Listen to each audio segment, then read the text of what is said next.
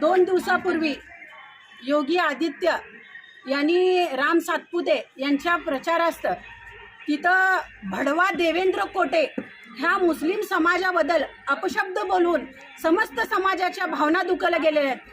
त्या हिशोबाने आज आम्ही त्याचा जाहीर निषेध या साडी आणि चोळी देऊन देवेंद्र कोटे याचा जाहीर निषेध करत आहोत।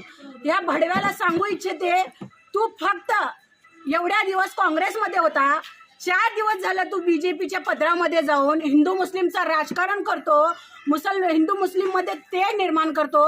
असं तुला कुठलं पॅकेज मिळालं रे भडव्या? तू जातीवाचक न करता विकासाच्या मुद्द्यावर बोलला असता तर समस्त समाज तुला मतदान केला असता।